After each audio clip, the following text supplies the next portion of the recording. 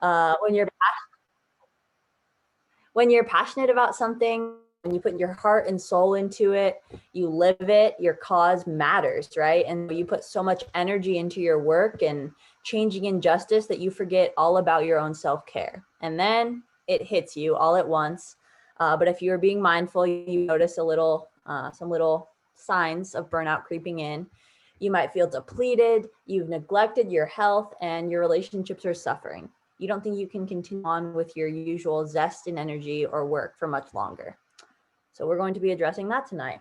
What do we do when that happens? How do we know it's happening? And what is it in general? So I'm going to jump into our just community agreements here for a moment. And I'll read these. I know the text is a bit small.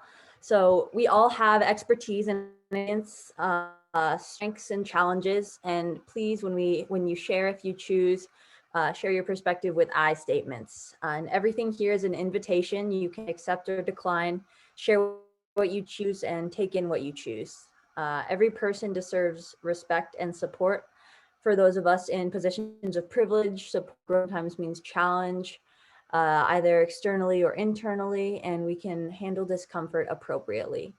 So let's grow beyond the good and bad binary, look at nature and biomimicry, and let's think about seasons, cycles, stages, relationships, systems, health, and growth. And this is exactly what's happening tonight. It's a difficult topic and I think often kind of taboo. So we'll be just keeping these all in mind. Now, feel free, if you'd like in the chat, to drop in on a 0 to 5 scale. How often and with what comfortability are you able to talk about your own mental and emotional health? Do you do it at all? So a 5 being super comfortable all the time, 0 being never would I even think about it. And feel free to also answer the 2 below.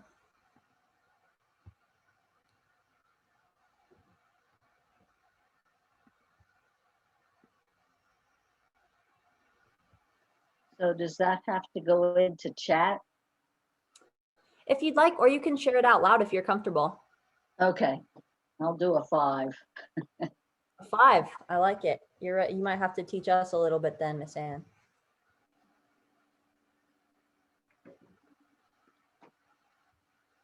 Lots of middle ground, 4s, 3s. Miss Ann's a 5. She's a pro. All right. Let's jump into it then.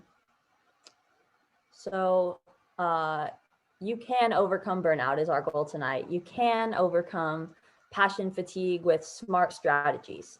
And that is what we are discussing. This webinar was initially created for young activists in the early years of their careers. But I hope tonight it will serve more as a reminder to all of us and a promotion of mindfulness and reflection. Some of you are seasoned veterans of this struggle and others are just getting started, but that is the beauty of this workshop and self-care in general.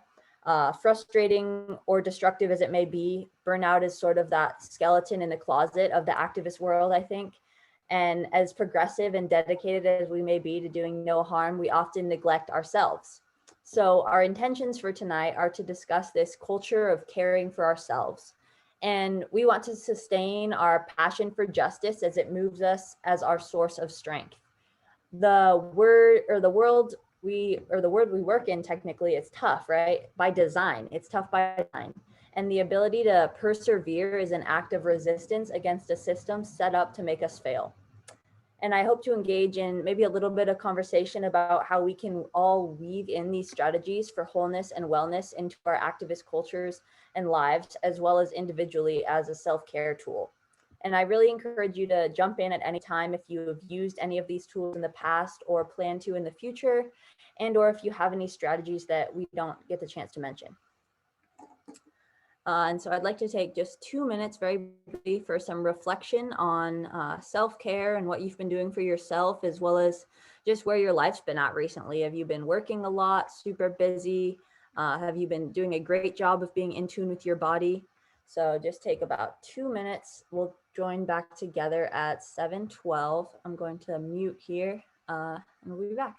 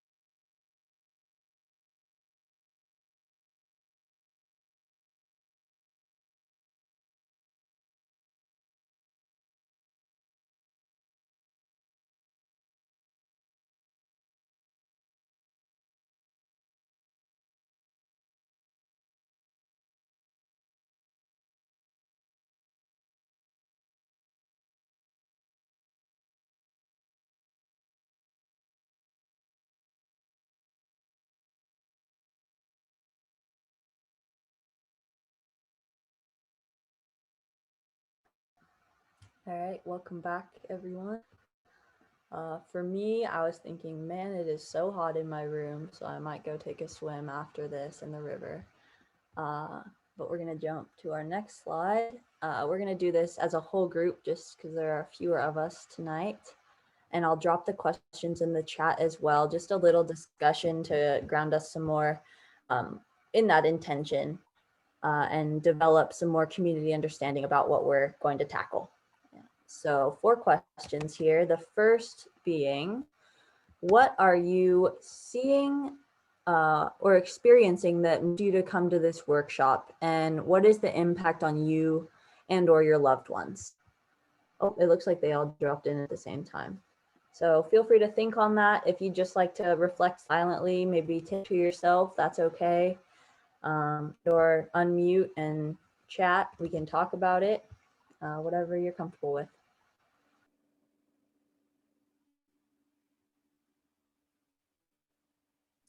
I'll share. So I was motivated to come because I generally have pretty poor boundaries with my work environment and like communications and working on weekends and all hours of the night, that kind of thing. So I've been trying to get a lot better and just like working on reeling that in and really having like firmer boundaries, like I'm only gonna work 9 to 5 or those types of things. So that's kind of what motivated me to come.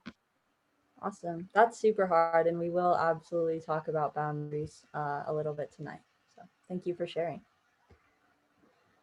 And Mr. John says, to learn something, nobody to reflect with. I feel that, Mr. John.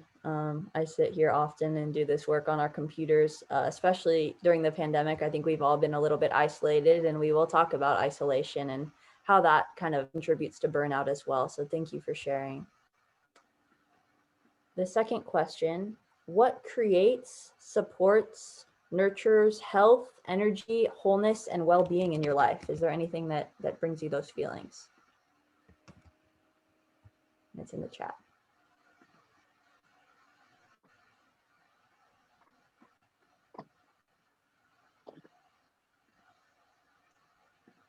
Rest, agreed, Miss Liz. Like sleep, or do you do something that's like meditative? Yeah, the last 3 or 4 days I've been taking naps because otherwise my head would drop down. And it's so hot in the middle of the day too, so that's extra great. Just get a little rest. Perfect. I'm glad that we all have some coping strategies already. When we do this with youth, that's generally what these are for. Your Grow series is opening up to everyone, but I think it takes some kids aback when they're like, man, I just do this because I do it, not because I enjoy it or for a specific purpose. So I've found that really interesting, and I had that little epiphany myself. Awesome. And then I have the next question here, the third question. What organizations or individuals do you see leading with well-being in mind? Oh, I like those, Mr. Hollis. Or are there any? And if there aren't, hopefully we can work on identifying some, or even creating communities of that for ourselves.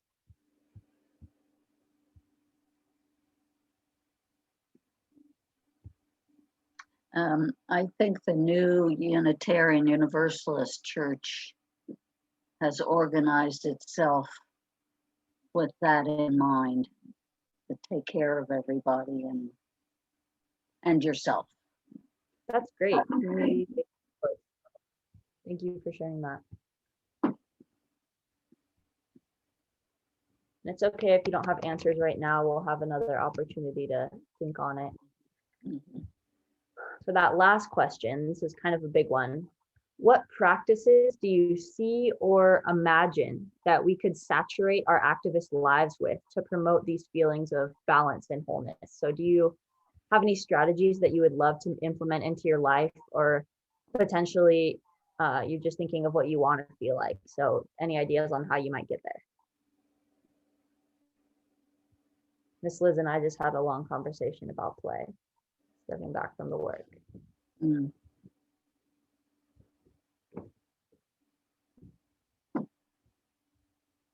For me, I think mine is organization. Sometimes I just let it all pile up and start picking out of the pile, and it's much nicer in a neat order, much easier to tackle.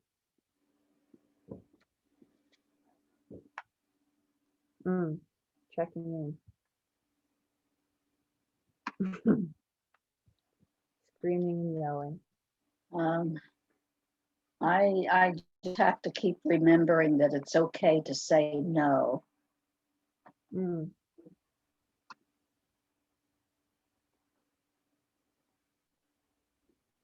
And even with the movies and documentaries that are available, it's like some weeks there's one every day that I want to watch. Yeah.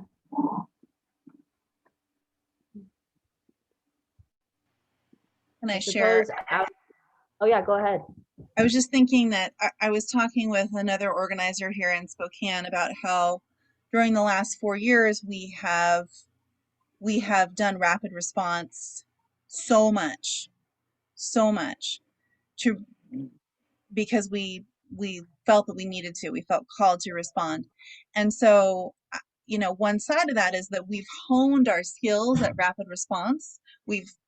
People know where to look to find alerts. People are, I think are better at like sharing alert information. And the flip side of that is that this person I was talking to termed it show up culture. Like the way that you are a good activist is you show up lots of places. And the one aspect of that is this feeling that it's not okay to say no, it's not okay to not show up. And I think that for me, I don't know how many other people this is true for, but for me, I feel like during the pandemic, I've had very clear permission not to show up. And I noticed that when events started happening in person again, I had this sense of like, oh my God, I'm going to have to show up everywhere again. And I don't want to. I just want to stay home on my, like, I want to lay down right now. And so now I think, I mean, we're always in a place of choice and there always are constraints on our choices. But how can we coming into the next phase of the pandemic, let me say it that way, it's not like we're coming out of the pandemic, but in the next phase of the pandemic, what is our choicefulness about where we want to show up versus feeling that we have to show up everywhere and be counted? You know, mobilization is really important, but promoting experiences that keep us going for the long term is even more important. So that's what I'm holding as we start tonight. And I think oftentimes that feeling of being there and being in the middle of everything is not something that is necessarily a characteristic of long-term activism. I think it is something that long-term activists can really cultivate and help bring more people into this movement, or any movement for that matter. But is there a way that we can do that in the long term, or is that a place where we take a seat back and allow others to join us in that? So thank you for sharing. And I think I'm just reflecting a little bit on what Ms. Ann said about no. I was hoping there'd be like some age in my life where it would be easy. And I don't think there will ever be that. Easier though, it can get easier, I think. I appreciate all the descriptions, and for the sake of, I guess, time, we'll move forward, but there will be more opportunity later to get through. So what are we trying to describe when we use this term burnout? Burnout seems to be a catch-all phrase for anything that can leave us feeling drained, but it's really a very specific set of symptoms that strikes those of us who are so committed to helping others. And the term burnout actually evolved in the 70s. Psychologist Herbert Freudenberger, it took me a minute to figure out how to pronounce that, but came up with the term to describe this severe stress that occurs when in helping professionals. So like doctors and nurses and people who tirelessly give themselves to others. And that's us, change agents and activists. We're on the front lines working incessantly for social justice and greater inclusion in our organizations, our communities, and our world.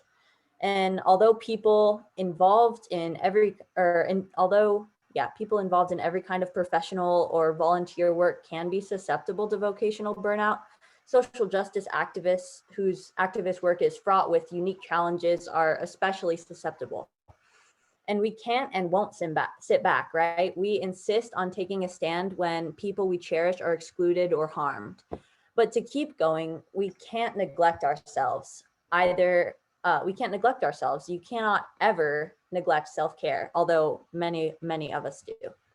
And you cannot give up or give anything from an empty cup, rather.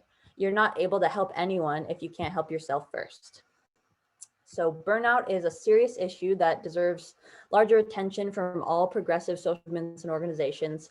Burnout is the deterioration of psychological, emotional, and physical well-being coupled with feelings of hopelessness. Burnout is a condition that often leads activists to temporarily or even permanently withdrawing from activism. Unfortunately, burnout is also quite common. One study from the psychology of protest, or the social psychology of protest, that's the title, found that 10 to 50% of union and peace activists have experienced burnout, and up to 87% of peace activists had quit activism within 6 years of getting involved. So burnout is frequently caused by this culture of martyrdom, often presented in activist circles. And activists have this heightened sense of responsibility for the issues plaguing the world. They might feel overwhelmed at the severity of these issues even, and then overwork themselves in an attempt to help as much as they can. And this culture also affects activists when organizations place too much pressure and make too many demands of individuals, or attack fellow activists in bouts of infighting and withhold critical social support. And in recent years, more attention has been paid to this burnout within our movements. Much attention has been focused on small self-care activities, which many of them involve, consumerism or activities such as taking a bubble bath or eating chocolate. And as wonderful as either of those may sound, I am fully aware that many of you are adults and well-established in your careers. And this would not be a new suggestion. And so I've done my best for a little bit of preparation to present some new strategies that are based really in analysis. And additionally, there are no studies that I've found that have documented the links between this number of bubble baths taken and lifelong activism. So while immensely important, self-care is not sufficient for building strong and resilient progressive movements. Self-care can help us cope with acute stress in our day-to-day lives and may help buffer some of the symptoms of burnout, but expecting individual activists to maintain a lifetime of underpaid work, combating the world's most horrific and pressing issues with baths and chocolate is ineffective and majorly irresponsible. So we must address burnout together. First, I'd like to review some causes, and then we can go into detail about prevention as well as fighting its inevitable presence in our lives. Here we go. Number one, a major cause, emotional dispositional causes. Activists grapple with feeling profound personal responsibility for eradicating suffering and inequality, hold a deep relationship to justice, and often work in isolation. And the system works to isolate us. I imagine we've talked about this before in previous workshops, but often in activism work, we lose power when divided. And the commonality of working in a group means power and motivation. And that motivation, I think, is really important. Carrying the weight of the world on one's shoulders is all too common. And so especially because of this taboo of talking about burnout at all, it just becomes within our own communities. Number two, backlash causes. Backlash involves putting one's employment or body in harm's way. And activists feel that they can't talk about their activism at work, or they would be professionally and or economically vulnerable, and or this is their work and the danger becomes part of life. So activists also report being physically vulnerable. This is the clear one, citing threats and warnings to abandoning their activism. Taking on the work of community protector, or at least being interested in the vitality and safety of the whole, is taxing and can sometimes be physically dangerous from every end. It is not enough to know we exist in community at times, because not only is the opposition against us, but the system and its protectors as well. So that constant pressure is also a big commonality I think we need to shift a little bit. Number 3, structural causes. This factor refers to the challenge of creating change in the face of unyielding power, whether it be colonialism, white supremacy, patriarchy, really any oppressive system. In addition to that, and apart from their direct work, activists do not get to step away. Everyday experiences of injustice or bias or prejudice contribute to this burnout, because our work is so much more pervasive than just being quote unquote in the office. And having these conversations over and over again, where you're justifying your perspective or experiences, are tiring, especially in the face of this knee-jerk resistance. And number 4, in movement causes. This one is a little smaller, not as relevant or pervasive, I suppose, but still very real.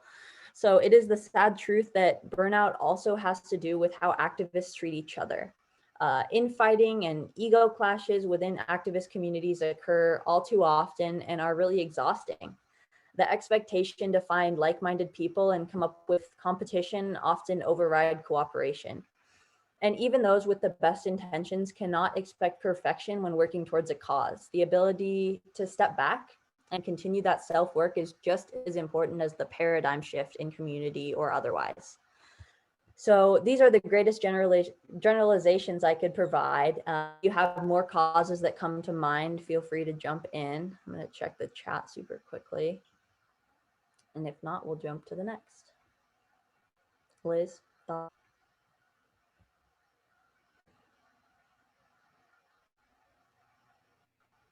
Well, I think you hit it. I think it's just that what we're working on is really hard,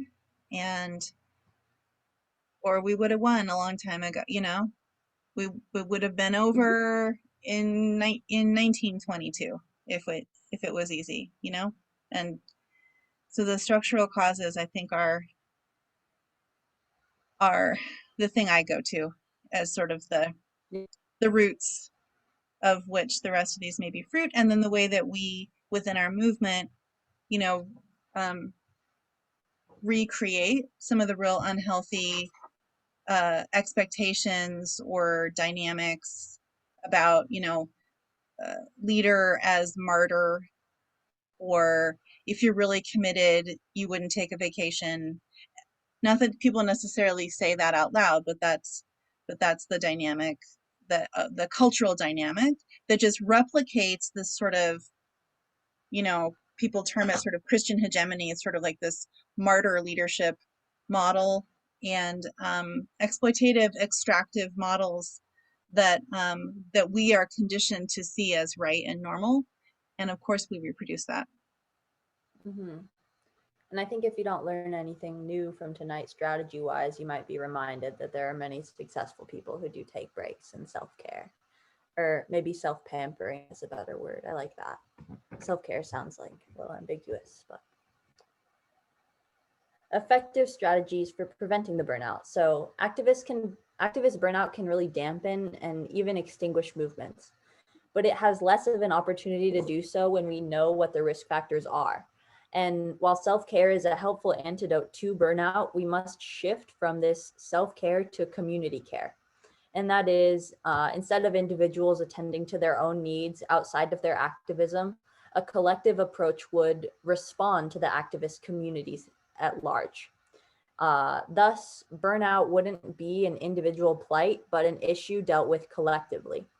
And this shift in culture, the thinking goes, would help ensure that a movement both has strength and longevity to achieve change. And so these work congruously, one next to another, both this individual reconsideration as well as this structural and community evaluation. And the research has shown that the two most successful ways to prevent and combat burnout are, one, for individuals to prioritize their long-term care and activist development, and two, for the organizations and movements to actively address burnout amongst their members. And that's the community piece. Career and activist development is important because we need to know our actions are making a difference in order to feel effective and buffer the stresses that do come with the work.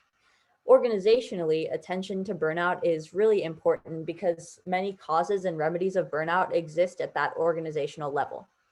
Organizations that help foster and nourish activists are crucial to creating resilient and strong communities and movements. And as the slide says, the two most effective strategies include considering different levels of involvement and fostering supportive environments. So that's that individual and the community piece. The first one, considering different levels of involvement. That's what we were just briefly alluding to. Short-term and low-risk activism in general is less commitment and relatively free of danger, such as attending a nonviolent protest one afternoon or mailing a postcard to your senator. This long-term and high-risk activism, in contrast, is more difficult and dangerous. Unsurprisingly, people are generally more likely to participate in this short-term and low-risk activism. But we've identified many factors that differentiate individuals who sign on to that petition one time from the people who spend their lives fighting for social justice. And that ability to differentiate individuals who are willing to put themselves at risk to engage in dangerous activism from individuals who are not is not totally clear, but we can definitely tell by their ability to evaluate and self-care. So perhaps surprisingly, individuals who dedicate their lives to progressive change are not always more politically radical or more tough than a one-time supporter. Instead, the biggest predictor of both high risk and long-term activism are having prior experiences with activism and organizational involvement and having that strong sense of efficacy. So working with successful organizations and believing that activism will make a difference in the world, because that hopelessness is stifling. Other important factors for engaging in this high risk and long-term activism include having strong ties to other activists, living in an area strongly influenced by conflict or activism subcultures, having more time and energy to participate, which is a huge one, participating in supportive and empowered social movements, and having a strong activist or collective identity, as well as having low rates of burnout. So in short, for the most part, people who dedicate lives to activism have been nurtured and supported by other activists and community leaders. Every successful attempt at low-risk activism and community engagement builds that efficacy, creating stronger links to other activists and generating more knowledge and skill. And over time, this creates the chance that someone will continue to engage in activism and perhaps take on one of these higher risk projects. So one is not more important than the other or more relevant than the other. The movements necessitate both roles in quantity. And this is very important for radical activists tackling those most high-stake issues to learn. The way to build strong communities that can resist oppression and violence is not through shaming inexperienced activists or developing ever more complicated ideology. It's through this community support and empowerment and education. And those who want to see more lifelong activists and individuals who are willing to engage in that high-risk activity should be pursuing more low-risk activities and events as well, which can help train and nurture future generations who have the skills and confidence to take on larger tasks in life. So we talk about this a lot, community, and we wrote this workshop initially for youth for YALP as we were talking about staying in connection and in community, but that's hopefully what we can do a little bit here as well, just a reminder to look at your circles and look who your supports are. The second one, fostering supportive environments. So preventing burnout, sustaining that long-term activism happens on the organizational and movement levels as well. Effective organizations do not blame activists who leave their organizations. Instead, they recognize that poor retention is a symptom of that unsupportive and ineffective organization. And they actively work towards creating more positive, supportive, and effective cultures of activism work. Effective organizations that nurture happy, dedicated, and effective activists are attuned to the individual needs of their motivations and motivations of their members in general. So really working by the people for the people. And they know that activists often leave organizations due to a poor fit between member skills and interest roles, or even what they're assigned. And so effective organizations work to offer activists meaningful tasks that meet community need. Effective organizations with longstanding members also offer a supportive and friendly community where conflict and oppression are actively addressed. The most successful strategies don't attempt to completely prevent conflict from arising because conflict is natural. Instead, effective organizations attempt to work with conflict to move forward together. Finally, effective organizations that successfully retain activists have these concrete goals for social change that they are always successfully working towards and accomplishing. Efficacy is crucial not only for achieving a better world, but also retaining activists who need to know that their work is worthwhile. So those are our 2 big tips for preventing. So what happens when we are not supported in the right ways and burnout hits? How do we come back from that? That would be how to combat them, strategies. So I've compiled 5 strategies that we think may help Sarah and I. Number 1 being, figure out what burnout feels like for you. So burnout isn't something you either have or you don't. Rather, think of it like a thermometer. In order to gauge where you are on this scale, ask yourself some simple reflective questions. What are you feeling? How intense is it? How well are you able to manage those feelings? And there are many feelings associated with the ways in which activists like yourself might experience burnout. I've included this list here. Anxiety, guilt, isolation, as we talked about, irritability, sadness, pessimism, disappointment, lack of motivations, lots of sad, not fun things. But you may feel one, all, or none of these, and you may gravitate towards 1 or 2 in one time of your life, and it can sit differently during another time in your life. But know that what you're feeling is normal and that other activists experience similar emotions. And many times we can experience secondary emotion along with our burnout. Things like guilt and shame and embarrassment or frustration, just like Liz was talking about, that embarrassment of needing to step back.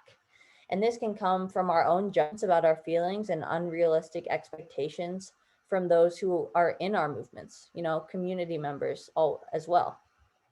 So try to avoid judging your experiences. Instead, make note of the different ways you are affected by the difficult and valuable work that you're doing.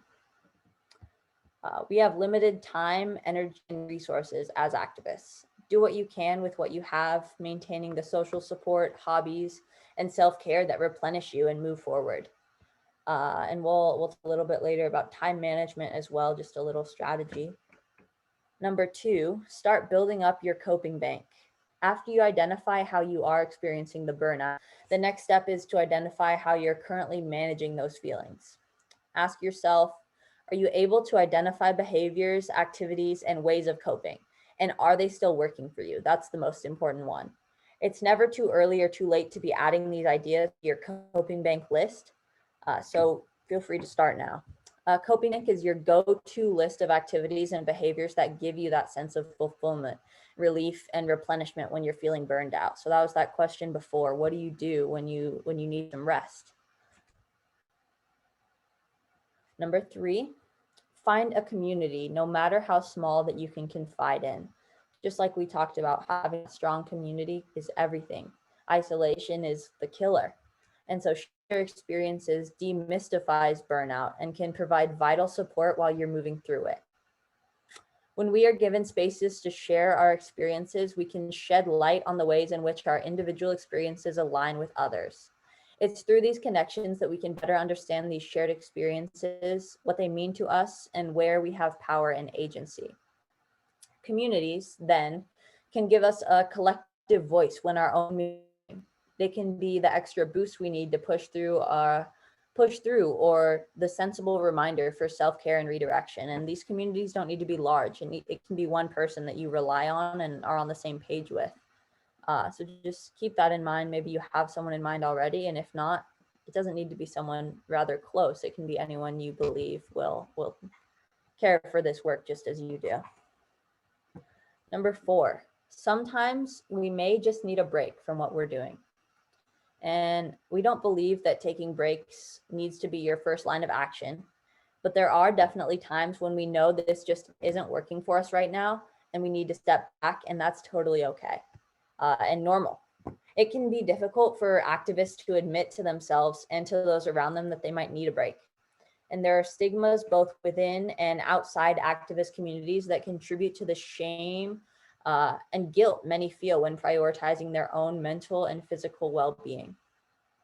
Activists often experience burnout because of the demands put forth by their own activist communities, expecting, once again, martyrdom or perfectionism. And additionally, many relationships, careers, and hobbies are related to our activist work. It can be scary and intimidating to shift away from something that is such a prominent part of one's life. I know I've felt that myself, developing identity outside of something that is so big. Number 5, and yet it's common for activists throughout their lifespans to shift, grow, and change course. Many people become activists because they care about certain issues and how they affect people's lives.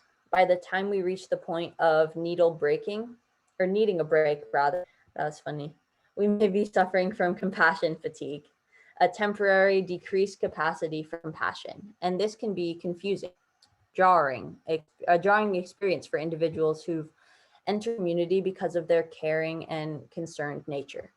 And if we are depriving ourselves of our own needs, eventually our time, energy, and caring for will also deplete, right? You can't share water from a cup that's empty. And this little quote that's below here that I didn't include, you can't do this work if you're running on empty. Absolutely. And that goes back to step 1, very cyclical. Know what it feels like to be on empty. Let's see, next here. Okay. And so I wanted to jump back just to get a gauge on how this went. This is a good opportunity to share, like we mentioned, if you didn't get to, if there was any overlap from what you've already been using, or if there was a new strategy you hadn't thought of, feel free.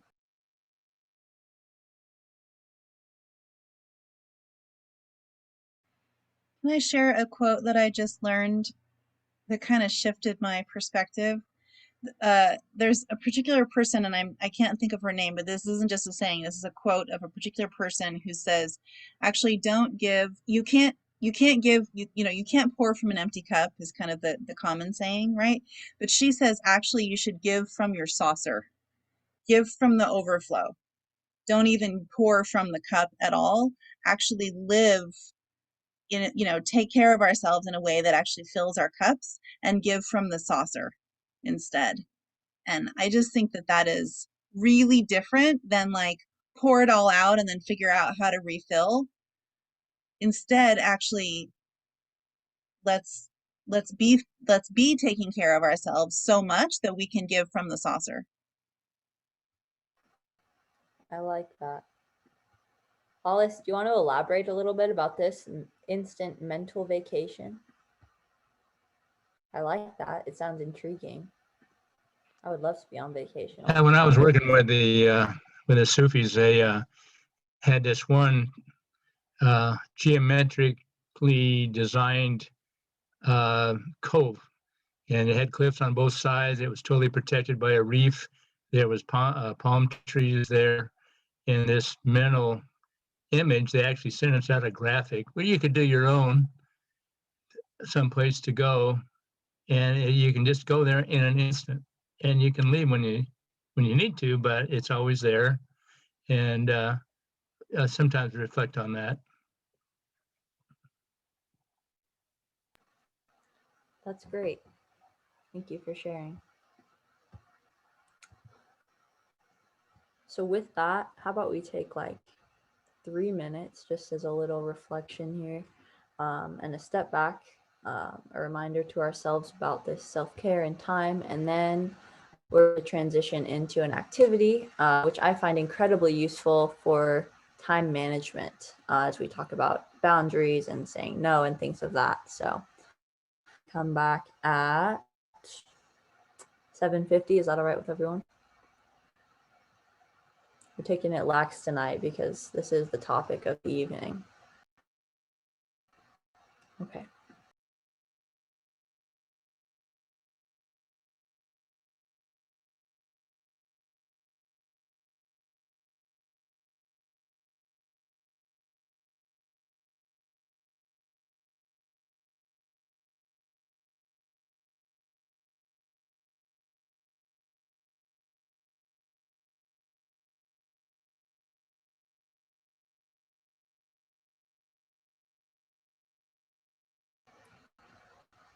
Also, if you'd like, feel free to use this time to grab a piece of paper because we'll be using it in the next activity.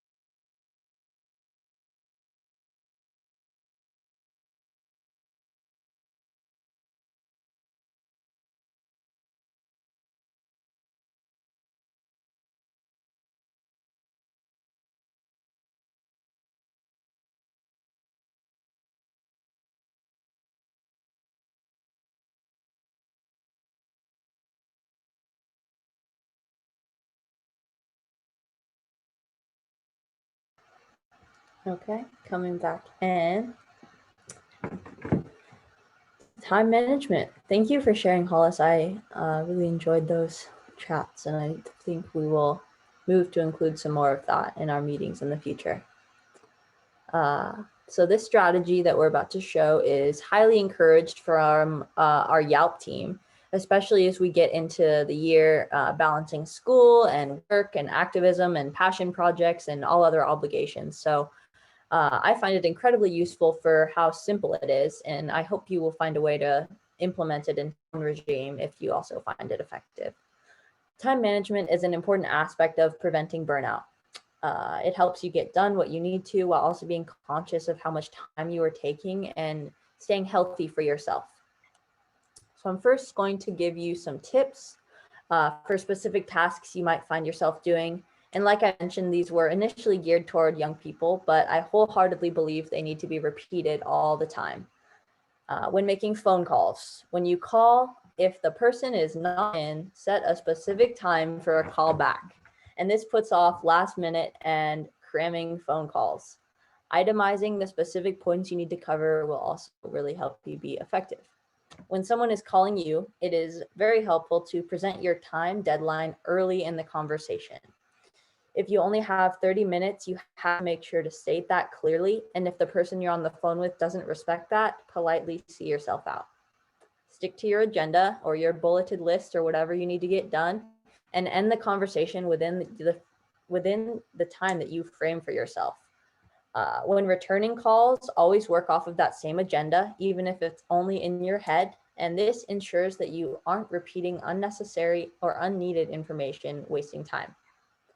Set aside time to make or return those calls. Don't let calls interrupt your other work or other calls you're making unless it's urgent. Keep track of how many and who you've called so you don't make unnecessary calls. And if you are not the one organizing the calls being made, a spreadsheet or some form of tracking will be provided. But if you are organizing a fundraising call, for example, it is imperative that there is clean, easy to access, easy to read spreadsheets of each person you're calling. I love these tips because I'm still getting into it. Phone banking, I use them all the time. They're great. Meetings. I know for a fact that there are all too many adults who don't know how to facilitate meetings. And I'm sure y'all have a picture in your head of someone that can't either, that just gets under your skin. So if you are calling a meeting, explore alternatives potentially to this meeting. Consolidate this with future meetings, send a representative, or make a phone call instead. Especially now, some organizations have shown that they can completely do it online. So if it is not easier or better, sometimes you could suggest meeting online. Keep participants limited to those necessary. It is so easy to record something and put it out to the world for them to see later. You don't need extra people in the meeting. It could be wasting their time and yours. And by trying to catch them up if they're unprepared, you're just wasting more of your precious time as an activist. This also touches on accessibility, which is so important. Know why you are calling the meeting and make it clear to those attending. Distribute the agenda and other meeting materials beforehand. Start and end on time and stick to the subjects on the agenda, taking care of the most important ones first. Sometimes it's beneficial to have a designated person be looking at the clock, and when it's time to move on to the next agenda item, do it then. Thank you, Ms. Liz. Make sure everyone leaves knowing follow-up plans or appropriate action, and this really saves time for later. If you're a meeting participant, know why you are there, request a copy of the agenda, and what your responsibilities are during the meeting and in follow-up. Do your part to keep this meeting moving and focused, especially if you're in a meeting being led by that one person. If you're in the meeting with coworkers or have that drop-in guest, tell them from the beginning that you have a time limit and look at your watch or make a gesture indicating you must go back to work. So now we'll get started with this activity. This is only about half of the activity, and then we'll pop back into it later. So the first step is an individual exercise. Think about last week, but if it was an unusual week, then think about another week, a more typical one. And in your head, or write down or type various tasks and activities you did last week. Write each task or activity on a separate post-it, or not post-it, just in a list would be okay. And make sure to leave a little bit of space around them. Write down meetings, with whom and for what purpose, and what were some of the things you did. Who did you talk to on the phone about what? And when you're finished, go ahead and set them aside, and we'll come back to them in a moment. Feel free to consult a calendar, or if you just want to do it off the top of your head, go ahead. And let's take about 5 minutes for this.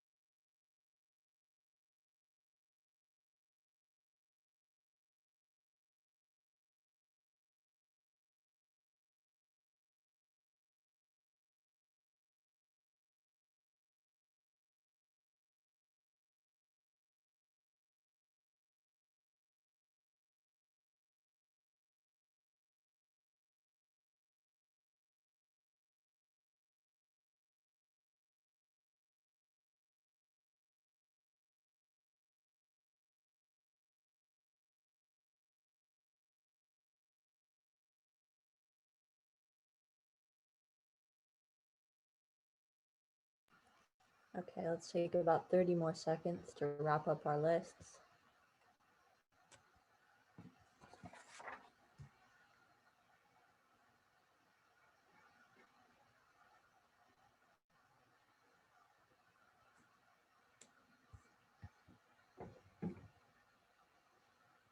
Okay. My lovely mother still buys groceries for the household, so I didn't have to add that, but I did consider it. So go ahead and set that aside here. We're going to move on to the next step, which requires, if you have the other side of the page maybe, or some blank space, it'll need to be pretty large. It's going to look something like this. Go ahead and draw a big plus sign in the middle of your page, dividing it up into 4 sections, just like this. Maybe a little nicer than mine. You don't need that circle in the middle, but all 4 of these. And next we're going to label them. So quadrant 1 in the top left corner, I'm going to label it urgent and important. Quadrant 2 on the right, it's up on the screen, so you should be able to copy. Important and not urgent. Bottom left, quadrant 3, urgent but not important. And quadrant 4 on the bottom right, urgent and not important. Oh, that should say important. Mix that one up. Okay, bottom right, urgent and important. I think it should be not and not. You're right, it should be not and not. Quadrant 4, not urgent and not important. Should have spell checked myself. Thank you for the catch, Miss Liz.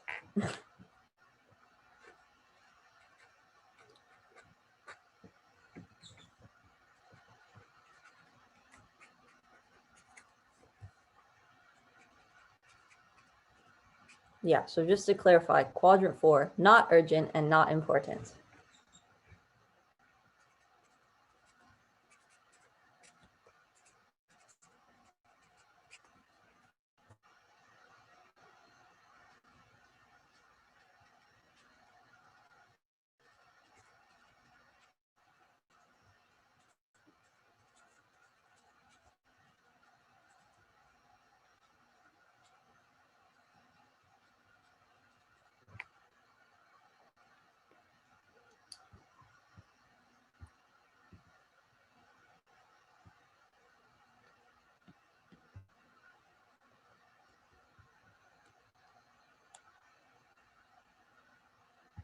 Okay. So for this method, unlike a calendar or a to-do list, it really captures everything. So with a to-do list, you can capture every task you have to do. Useful for making sure you don't drop anything. They can help you keep all of the details in line, but this probably is something you refer to throughout the day.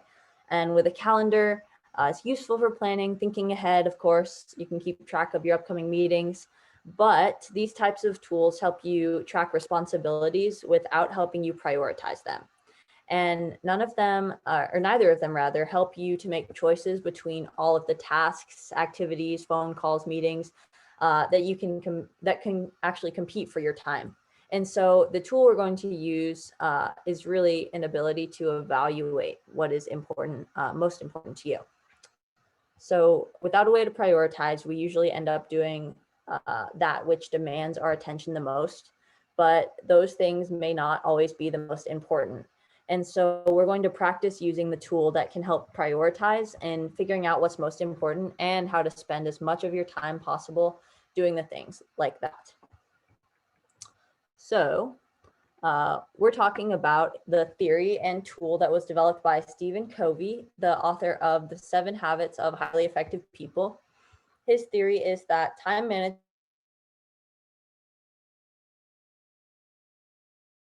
not really, or another way, time management ties into self-care, so managing ourselves.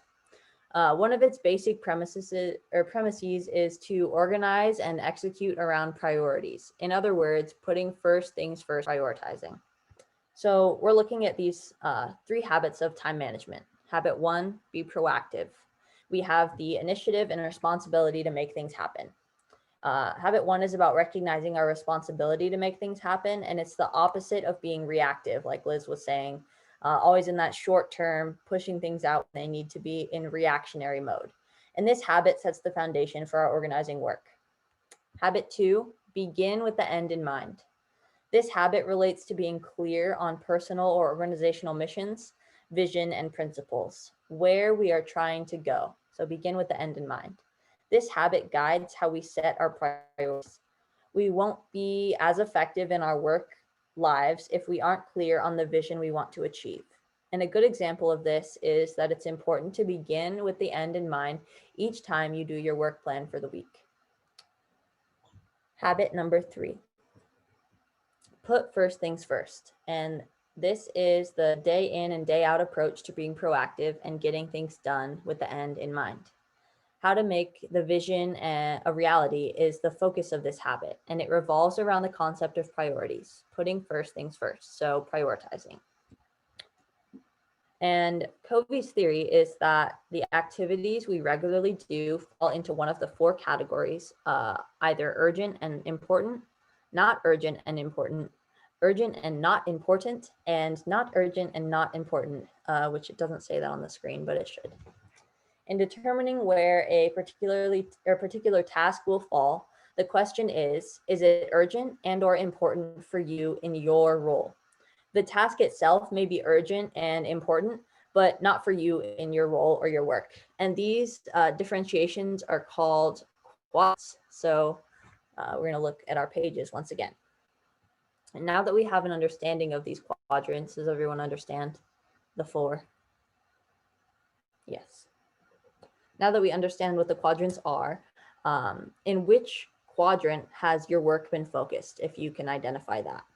Do you have an idea of where you've been living? I think Liz was talking about being urgent and important, which is a really draining place to be. For me, I think I've been doing maybe some urgent stuff that's not totally important, which is not a great thing. And I've been neglecting some important work that's not super timely. Feel free to share if you'd like. And if you can't identify it, that's okay too. That's something we'll work through. So I work for a social justice nonprofit in Oregon, and I do political policy work, like progressive policies, changes. And I think that most of our work is urgent and important, which is really draining. And occasionally it's important and not quite so urgent. But generally, I would say like I live in the urgent and important quadrant.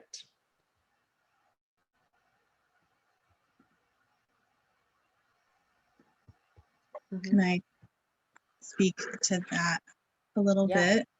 I think that's the most reactive. Well, when we're doing things that's urgent, it's like by definition we're reacting to that urgency, and it's not bad at all. But over time, and because of the, again, because of this, it's not because anyone's doing it wrong. It's because by nature, it's because of the structural causes of the work that we're addressing. The crisis can go on for quite a long time, and so sometimes it's useful to think about: is it urgent? Is it for my role to be this? Is there anybody else that I can be supporting in learning this role? It depends entirely on the specifics of the situation. But is there a way to take a capacity building approach so that, I don't know, in a union context, for example, like if I'm going to a meeting with management, can I that it's not just me, that there's a member coming with me to gain skills in doing meetings with management, for example? Is there a way to put a skill building element into it so that eventually there's more capacity to do it? And I think it's very tough. It's one of, I think particularly in direct service situation, I think it can be particularly, like, you are there to respond. So I think it's particularly challenging. But are there ways to, what are the tasks that if they were done in a different way would allow you to move into quadrant 2? That's just the question mark looking at it. Yeah, thanks, Liz. And I do 100% recognize that like urgency is completely a product of white supremacy culture, and it's really draining and not sustainable at all. And that being said, in the political world, with like big policy changes that we're trying to make in our state, it's like sometimes you have a very urgent deadline, and that's just like the reality of the game. But I hear you, and I do need to work on like on delegating, on, you know, having others kind of like join in and share the workload. So thank you for that. And you know, and also one of the reasons the very beginning of this workshop refers to cycles and ebbs and flows is that in nature, nothing is urgent all the time. It's a cycle. And there's a part of the cycle that's about uptake of resources. And there's another part of the cycle that's about blossoming, and another part of the cycle, I don't know. I'm like exhausting the metaphor very quickly, but I guess my point is that as animals, we can't be, you know, even a car needs to refuel. We can't be going full speed all the time. It's not a sustainable plan. And because so that's the sort of the other question around it is like, what are the ways that we can build some ebb and flow and some cycling into our work plans? Which is hard to do. I mean, and I think for many of us for the last 4 years, it has not been the case. And I actually think that right now, I was thinking about this the other day, I feel like many of us just had the pedal to the floor for 4 years. And it's not like things were fantastic before that. It's just we had to like put the pedal to the floor for 4 solid years. And then we got through the election, but then it still wasn't over. And then we got through inauguration. And okay, we actually have a different political situation. Like we made it all the way to inauguration. And then there was this sort of like, okay, what comes next? Now we got to like push hard to like make sure everybody follows through on their promises, right? And so now I feel like right now, nationally, the exhaustion is really catching up, because we push and then we push and then we push and then we push, and then everyone's just like, ah. But there's you know, some organizations have sabbatical policies, which is marvelous and can like require some ebb and flow. And I'm really curious about what we as a movement can be doing to support ebb and flow. Like we were thinking in our organization, you know, Spokane is Spokane culture is very seasonally conscious. And so what I mean is that it's very hard to get, it used to be very hard to get people to do things in the summer or in the winter. And so we would use the summer to plan for the fall, and we'd use the winter to plan for the spring. And we didn't try to mobilize, generally speaking, in the spring in the summer or the winter as like a natural, as a habit, because it was so hard to do. We could go all out and get a third of the response that we would get during the spring or the fall. So now we're thinking, okay, how can we remember how that ebb and flow worked? How can we bring back that summer planning and that winter planning back into our cycles so that we're more effective and we're not just like running full bore constantly? I think it's a really important question that, you know, can't just be solved at an individual level. It has to be, you know, considered organizationally and movement wide. We have to have more sustainable norms. Sorry, I didn't mean to talk so long. I feel real strongly. I have a lot of passion about people who do social justice work being able to sustain themselves in that work. Yeah, I think you're like the matriarch of the movement locally. So you have to be watching out for people. But thank you for sharing. Oh, geez. So do me a favor and number that list you made earlier. Just number it however many, 1 to 20 if you had 20, or 1 to 5 if you only did 5 things. And if it's on the back of your page, you'll have a little more difficulty because we're going to be flipping back and forth. But that's okay. So basically what we're going to be doing is throwing these onto the quadrants. And if numbering doesn't work for you, that's okay. I find that to be the easiest way. Just put the numbers into the sections. So we'll take, how about like 4 minutes to do that. Maybe a little less.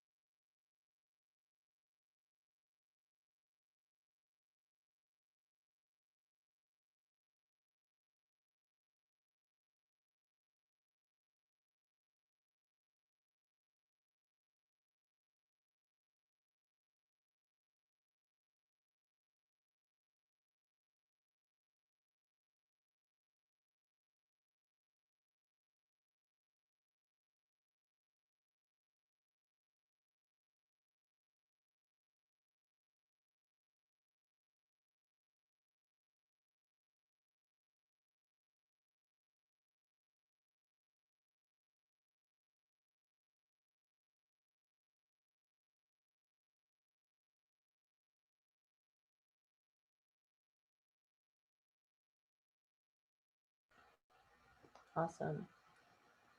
Now, if you'd like, feel free to take a look in your quadrant 2 and maybe throw one of those activities in the chat. I'll share 2 of mine if you have any in quadrant 2. If you don't, that's what we're working towards.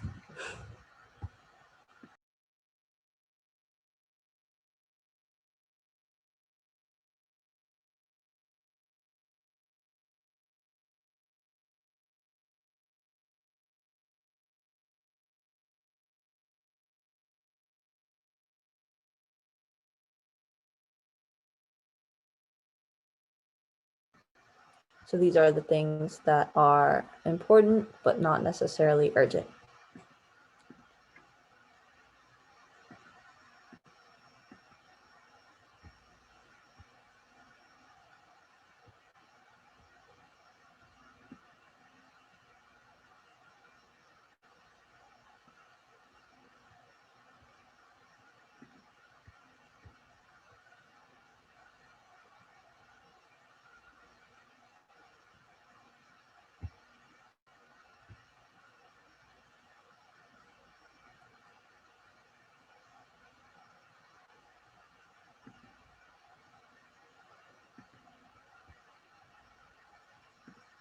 This is generally an activity we do in person, so we can just put the Post-it notes up on the board, but this is a little modified and okay too.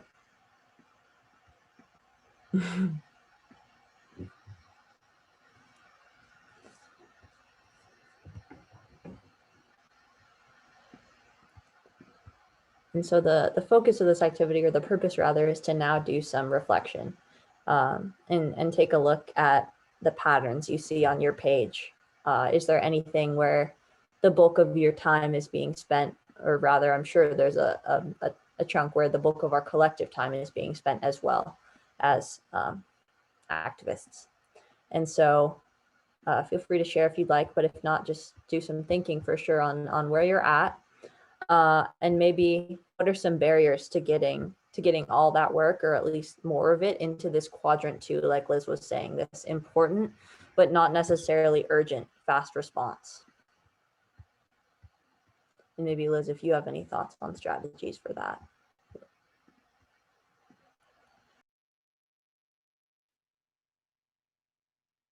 I think for me, it's just, whoa.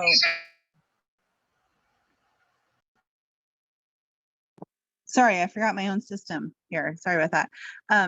For me, I think the key is to get into planning mode. Anytime I can get into planning mode, I guess, and I think it was your example, Tony, about spreadsheet organization that got me thinking about that. It's when I lay things out, or actually, like, I felt so in the muck that I actually printed out calendar pages and like made wall calendars for myself for the rest of the year, so that I could see what the big chunks of things were that I needed to know were coming. And it's that kind of thing that gets me, the most effective thing at getting me kind of out of the muck is, like, I don't know, like if I'm in the muck, like the metaphor would be sort of like climbing up on something to look ahead a little further than I can see from the muck. I feel like that's the most effective thing for me. And then I can actually be in a more choiceful place and be in a less reactive place once I put that time into planning. I don't know, that's usually the thing that helps me the most to get to some level of clarity and choice about what is actually important for me to do next week, not just what is due next week or tomorrow. But there's cycles to it too, you know, like sometimes you're just in urgent mode for a while, but then the event is over or the deadline passes, and sort of grabbing that moment to like breathe in for a minute instead of just constantly be running, I think is really important.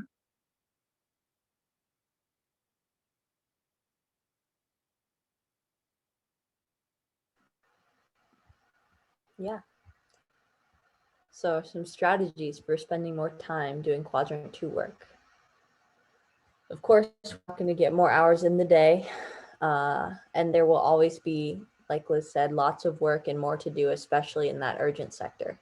And it's the nature of social justice work and organizing in general. And for people in groups that don't settle for the status quo, that is always pushing hard to change the balance of power and improve people's lives, that is where we live sometimes. If we're working for many hours each week and we're not focused on priorities, what happens? So the organization doesn't build. We won't achieve the results on our goals that we're trying to reach. We might not feel that personal satisfaction when we're not as focused in meeting these priorities and goals. And we might not improve on our own development as organizers. So we won't always accomplish our goals of building strong, powerful groups and winning results for working families, or whatever your movement may be. And we probably won't be satisfied on the job as well. We won't feel like we're building anything sometimes. And success builds satisfaction and motivation. So scattered activity that is not focused on these priorities, no matter how many hours it takes, doesn't build anything for workers, nor does it advance our own development as organizers. And when we plan our work with quadrant 2 in mind, when we spend more time with the activities that hone our own skills and are really effective in that, are some of the times we can be most effective. So as you're thinking about just transitioning, organization was a great one that was mentioned. Considering, you know, in what fashion are you getting work done and how efficient are you being, so that you have time when the urgent things come, they come, and when you're able to take control and be doing things that are not so urgent. That's the goal also. And that comes also to this reactionary versus proactive mode. So being reactive is showing results, obviously, to a stimulus. And when a problem or task comes up, you have to figure out how to solve it in that moment.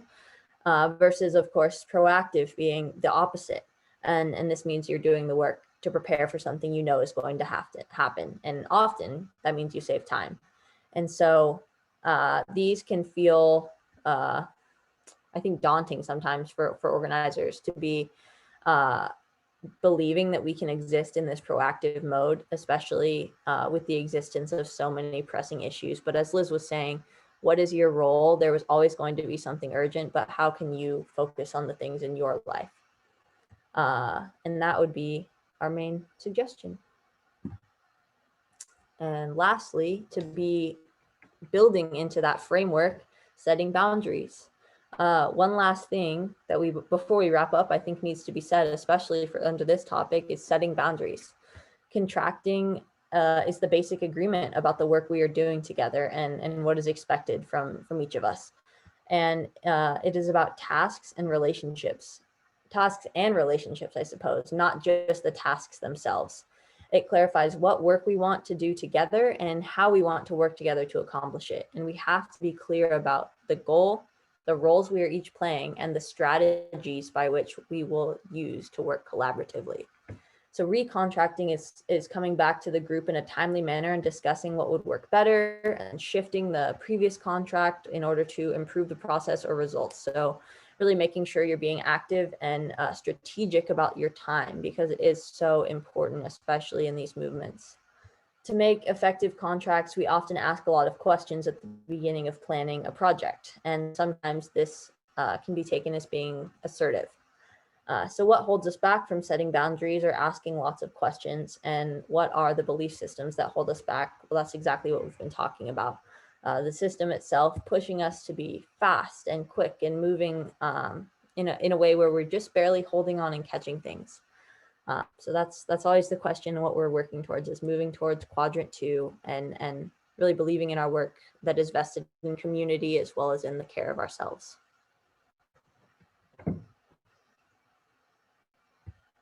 Yeah.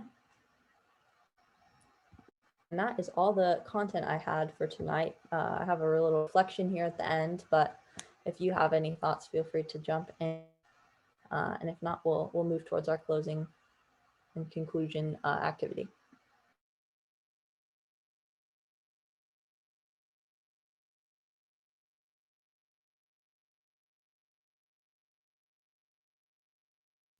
Well, I just want to say thanks. This has been really great and helpful. So thanks for putting this together.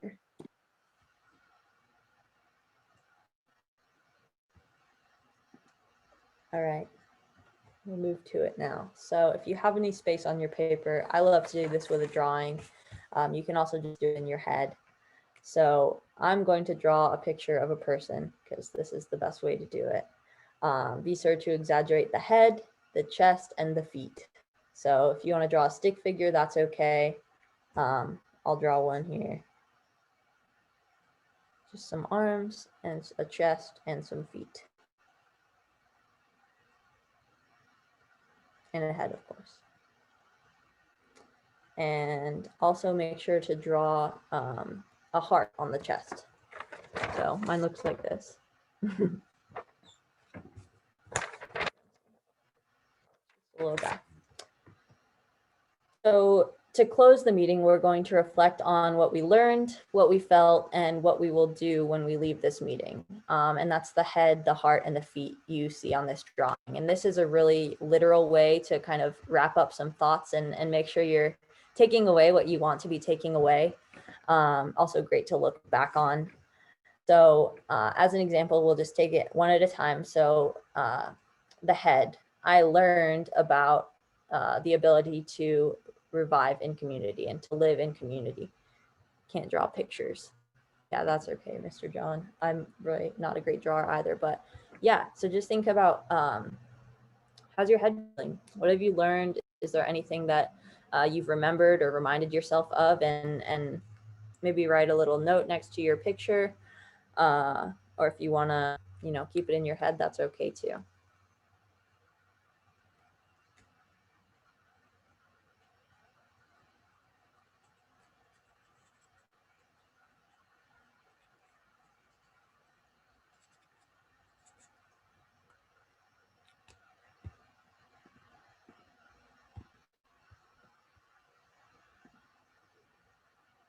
For the heart, this will be more about feelings. So, for example, I feel very revived in this work and able to take a break. I feel excited for work and ready to relax. Maybe you feel drained, and that's okay too. Good step just to be mindful.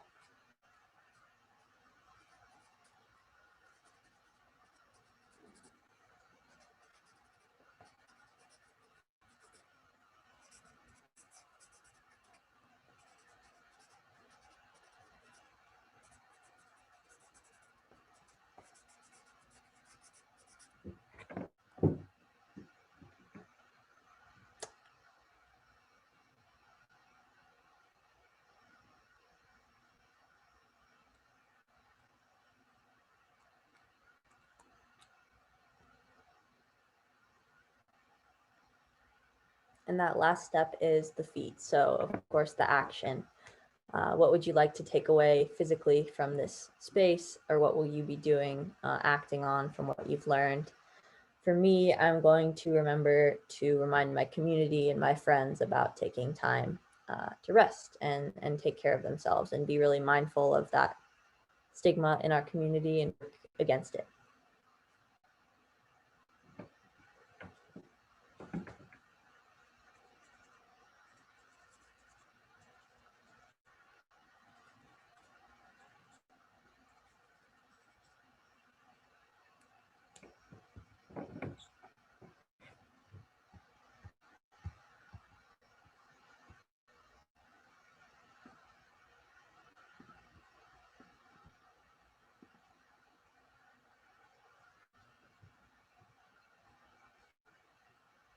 Great. Thank you for sharing this activity, everyone. And that is the end of our last session of Grow. It's been great. Thanks to those of you who have been here for all of them, and thank you for joining us tonight.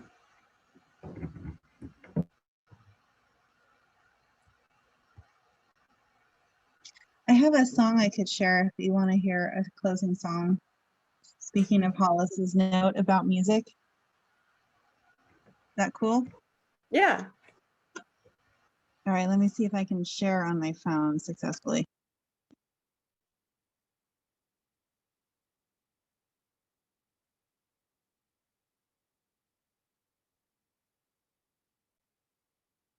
Oops.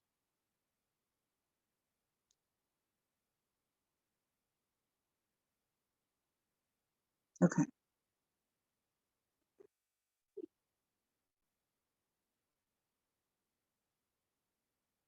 Isn't it working?